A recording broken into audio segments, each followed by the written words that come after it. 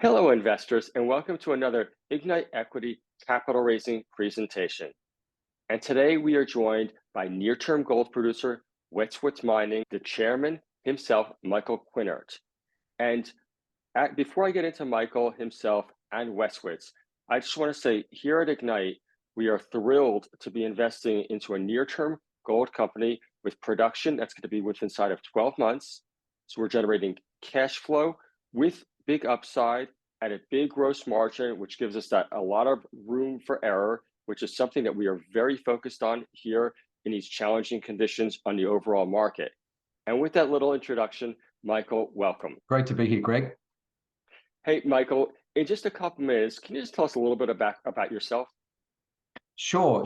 I'm my profession is a lawyer in the securities markets. I worked at the ASX in the late 80s through some very volatile times and came out of that with a real thirst for mining and what it offers and this sort of sector. I went back into private practice in 1989, 1990, and since then, for my sins for the last 33 years, I've been working on mining projects. So naturally, after a fair bit of time towards the start of this century, I started to get more and more involved in the companies as a director. And this company I've actually founded, now about 13 years ago. Wow. Okay. And speaking of Wits Mining, can you just tell us a little bit about the project itself, the Witwatersrand Basin project? But before maybe we get into that, the location in South Africa. South Africa is actually a great place for mining. Can you just tell us a little bit about it? Sure. I mean, Johannesburg, the capital of South Africa, which is a large city, as we all know, was actually built off the back of gold mining. I mean, the Witwatersrand Basin, the northern section of it, which is where most of the gold was found, rims around the southern section of Johannesburg. We're situated about 15 kilometres actually from the CBD. So if you think of it about it in Melbourne terms or Sydney terms, we're just one of the outer suburbs or middle suburbs nowadays. So we're situated between Soweto and a place called Roodepoort, right on the old West Rand goldfield. Incredible. So it's incredible to think that you have gold production that's literally 15K away. And I suppose that also brings us to infrastructure and also people. Can you just talk to us a little bit about the infrastructure of the project and also your access to great people? Yeah, I mean, being in Johannesburg is a great advantage because we have access to all the people. I mean, Johannesburg is pretty much the centre of mining excellence for the whole of Africa. Most people that work in the mining industry or throughout Africa are educated in South Africa. Their contracting firms, their logistics firms, their equipment firms supply and service most of the African mining industry. So, we're right in the centre of that. In fact, our sort of equipment supplier, I think I visited them last time I was there about 6 weeks ago, and they're 20 minutes from the mine. So that gives us with huge advantage in terms of being able to access those sort of requirements. Most of our staff all live within 20, 25 minutes of the mines. We're not having to establish remote camps and fly people in and out. It's just they're just coming to work every morning. So we have all that at our fingertips. Yeah, and as investors here, friends, that certainly lowers execution risk cost. And also, I believe doing some research that South Africa now is the 8th biggest gold producer in the world. So certainly there is a lot of history and a lot of experience there. But now turning to your project itself, can you just give us a little bit about the highlights? Sure. I mean, the real highlight for me of this project, Greg, is that we've got reef outcropping right near surface, and that sounds incredible to talk about that in terms of an area that's been mined for 120 years plus. But what was happening in South Africa, which was the #1 producer for many, many years of gold, is that they've substantially mined out a lot of the very rich reefs. I mean, they had reefs running at 15 to 20 grams a ton, and those reefs have all been exploited down to great depths. What they haven't exploited, though, is and which is the backbone of our first project, the Koala Shallows, is a reef known as the Kimberley Reef, which sits higher in the stack of reefs and is a little bit, probably a kilometre south of the main reef and the South Reef. But that's where a lot of their mills and equipment was situated and their housing for their mining workshops and things. And so they left these reefs untouched. And we're finding, if you look at our grades and our resource statement, we've rehabilitated over 4.8 million ounces at 4.58 grams a tonne. And most of that's starting at surface. So, these reefs are running at 3 to 5 grams a tonne, which the old timers felt wasn't enough to exploit. So it's there for us. I mean, if we found that anywhere in the world now, we'd be pretty excited. So we're finding it right on the doorstep of a major city. Right. And we're at the stage now of the project where the DFS was just completed in July. So really we are at that next stage right now.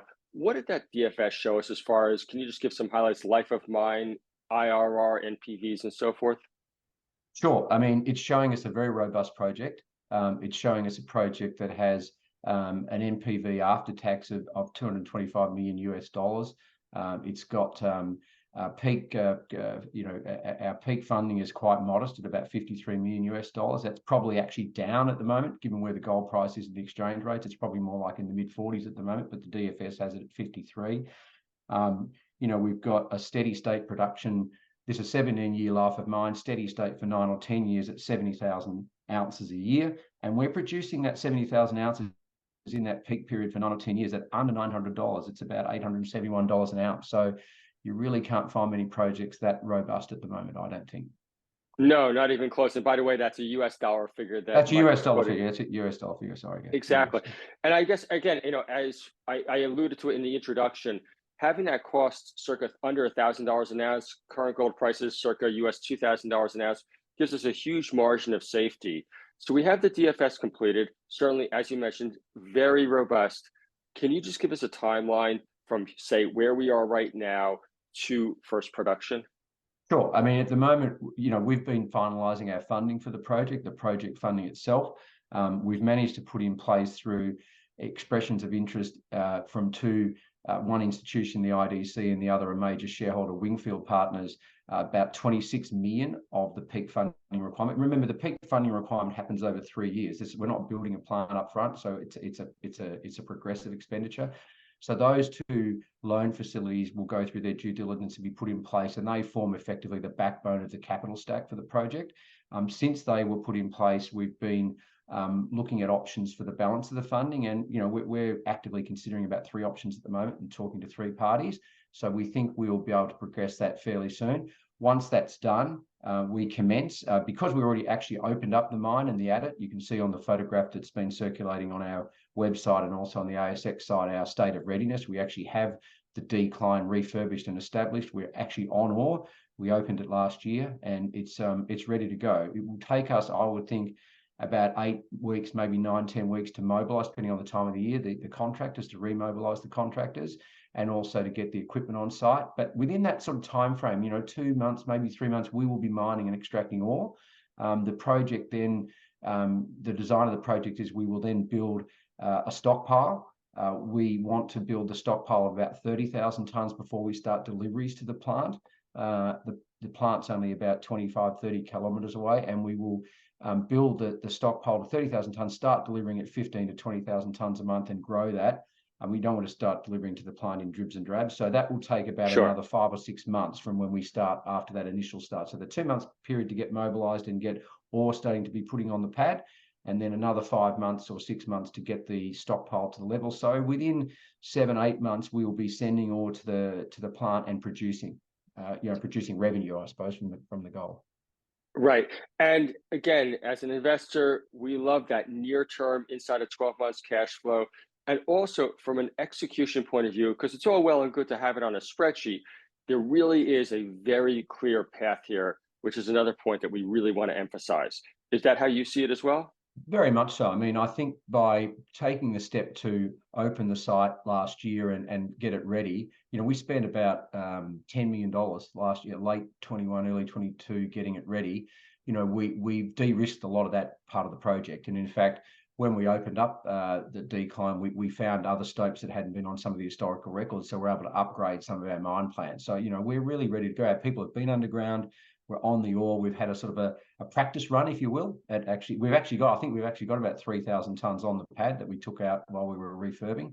So we're sort of ready. We're itching to go. My people are really enthusiastically waiting to get going. So there's a lot of enthusiasm here.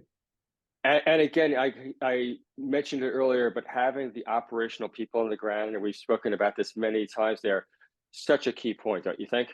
I think so, and we've got a superb team. I think what attracted them too is that, I've got my key people are now working within 20, 30, 40 minutes of their homes. They've all been flying in, flying out of Africa and other places around the world. Rudy DeSell lives only about 40 minutes away. He's my chief operating officer and mine engineer. He's the one who supervised and undertook most of the work to refurbish the mine with my non-executive director, Jaak van Heerden, who's also a mining engineer. So we've got a lot of expertise and experience on the board and in our top management team on mining. These guys have mined a lot through Africa. And then we've got some really good people backing us up on Tazama Sawizi on community relations and government relations. So I think we've got a really good team to get this project executed. We certainly agree with you. And Michael, the debt funding, or the funding, I should say, you mentioned it earlier there. Right now, as we are filming at the end of October here in 2023, not holding to a specific point, but when should we see this? Because obviously it's a major catalyst. And you do have term sheets in place already, is that correct? Yeah, we do. We have what they call expressions of interest, which is the normal way these banking documents are done for mining. So we have, but those expressions of interest have detailed terms within them. So we have, interest rate, detailed terms, drawdown dates, and so forth.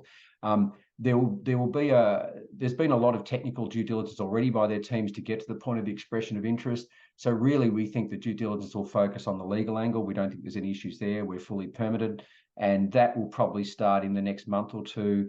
Run a month or two, and those facilities will become implemented. However, the debt facilities will in a lot of ways, Greg, be the last money in. So it'll be, they come in at the end of the capital stack. So we're just getting them in place. There's no rush in that sense. We're just moving them through their process. What we really want to do is get the starting capital sorted out, and I think we're getting close to that. And so that will. Yeah. The other thing about this project, which is interesting, is because we're not actually having a big upfront capital expenditure on a plant. We can start this project for as little as $15 million US and actually sustain mine sustainably for 6 years, even if we didn't get any further funding. Not that that's the plan, but because we can open up enough stopes to keep going ourselves. So it becomes it's a self-fulfilling project. So the plan will be obviously to ramp it up a lot quicker than that with the funding in place, but it just gives people a sort of a second level of comfort that, we're not going to do a U-turn or hit a dead end here. Yes, for sure. And again, as an investor, we like the fact that there are term sheets there, because that means that you're truly getting down to the pointy end of business there. Now, Michael, obviously on this project alone, there is a huge NPV compared to your market cap right now. But Wits also does have longer term, so big upside through either expansion of your gold assets and your uranium. Can you just touch on both points a little bit? Sure. I mean, this project that's in the DFS is we call it stage 1, Quail Shallows, because and below it is Quail Deeps. This goes to about 850 meters deep. It starts basically at surface. Level 2, I think we start mining on. It goes to 850. It takes 17 years. But underneath that, we have a whole another 800 or 900 meters of reef untouched, which is sort of creatively called Quail Deeps. The only reason we didn't put it in the DFS is just more work, and we'll get to it, but that's a natural extension of this project. And so this project's taking about just under 1 million ounces of gold over that life of mine. There's already 4.28 million ounces in the JORC statement. That's going to go over that. We're rehabilitating and bringing other areas back into the west, which will automatically link up with Quail Shallows. There's a prospecting right application that's due to drop soon in terms of extending the area. So that'll take I don't want to put numbers because it's not in the JORC table yet, but it'll increase substantially the resource further. So we're looking at ways to actually then harness that. So basically what it means, Greg, is we can harness all of that. It just means more CapEx and opening more ingress points and ramping up our production. And so we have an aspirational target, we call it Project 200, of taking it to 200,000 ounces a year. That would entail that project. We've already done some preliminary studies on that have been signed off by our independent engineers to show it is viable. We're going to take those studies further. It will, however, doing that will necessitate securing our own plant, because at those sort of production levels, we don't want to be trucking all around the veldt. So we will be building, but that's 4 or 5 years down the track. But that shows people there's a lot of blue sky here. I mean, one thing we're not short of here is gold. This mine ceased mining, and they weren't really exploiting this Kimberley Reef, but it ceased mining in 2001, and it was an ASX company. It's staggering to say this. It had a JORC resource under the old JORC table code in 2001 of a published JORC resource of 12.8 million ounces. So we've only rehabilitated the easy stuff at 4.2, and I'm not saying we'll go the whole way to 12 or 13, but there's a lot of gold here that we can. And so what we want to do is ramp up the production profile so we can really exploit this properly. Right. And Michael, look, as investors here, we are buying it for the DFS for what's right here, right now, but we also love upside optionality, and that is certainly what's represented there as well. And then also another upside optionality that we enjoy as investors is uranium. Yeah. Can you just touch on that a little bit as Yeah, well? I missed that. The uranium sits in a reef called the Bird Reef, which is just lower in the stack to the Kimberley Reef. And in the Bird Reef, you've got sort of concentric stacks of reef which actually contain uranium and then gold. And we modeled the gold as part of our overall plan previously, and we have a full resource on that, but we never modeled the uranium at that time. It wasn't so interesting, uranium. But now we're sort of seeing that with a little bit more of a modest program, we think about $1.5 million US, we can drill out that rest of that uranium resource. We have an exploration target, a JORC target on it of 12 to 16 million pounds already, but we can put that into resource. And what it lends itself to is to actually ultimately to mine that uranium. It's only 8 to 10 meters away from the gold, so we can mine it as one resource and either have the uranium as a negative cost to the gold or the gold as a negative cost to the uranium. The gold on its own was running at about run of mine about 2 grams a ton, so it's a little bit skinny for underground mining. But if you put the uranium into it in this area of the Bird Reef, you could really have a sweet project. And the good thing about the uranium too is it's sitting in an area on the Bird Reef that's totally discrete and isolated from the Koala Shallows project, so it can be run as a separate project. Right. And again, we don't want to detract from the goal, but we want investors to understand this is another upside lever that we're certainly enjoying here. Michael, thank you so much. But before we go, do you have any closing remarks that you'd like everybody to understand about Wits? Look, I think West Wits is one of those companies that we do really think we're on this precipice of greatness here. We really think we can get this going. I think we've sort of been not noticed as much by the market to date, so it's a good time to get involved. I mean, we've done a lot of work. This is, like people say, that this I've been working on this particular koala project for 7 years now. That the greatest 7-year overnight success, if you will. So we're ready to go. I really feel we're on the poise to get this going and really prove its value. And I think it's a great time for people to get involved. Right. And Michael, we couldn't agree more. And before we go, we also want to give a shout out to our joint lead manager, Far East Capital. Again, we are thrilled to be joined by you, by Far East, and really looking forward to the success. Michael, thank you so much. Thanks, Greg.